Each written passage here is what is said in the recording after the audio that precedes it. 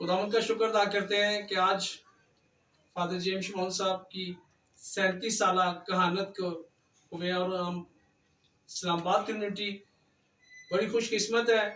कि आज फादर जी का जो 37 साल खुदा की खिदमत में पूरे हुए हैं और आज हम इस्लामाबाद कम्युनिटी के साथ मिलके हम उनकी कहानत का केक काट रहे हैं उनकी याद में। तो और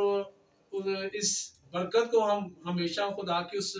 नेमत को याद रखेंगे और खुदावंद का शुक्र है कि जितने भी आज हमारी कम्युनिटी के लोग हैं, थोड़े तो हैं, पूरे तो नहीं है, लेकिन जितने भी हैं और जितने नहीं आए उनको भी खुदा ने इतनी बरकत दी है।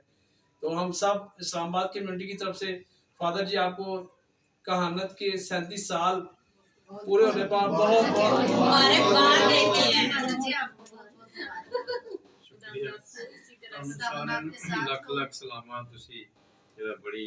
ਚਾਹਤ ਤੇ ਮੁਹੱਬਤ ਦਾ ਇਜ਼ਹਾਰ ਕੀਤਾ ਇਸਲਾਮਾਬਾਦ ਕਮਿਊਨਿਟੀ ਨੇ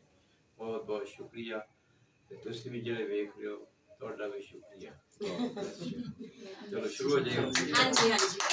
आप बेटे और कुदस के नाम से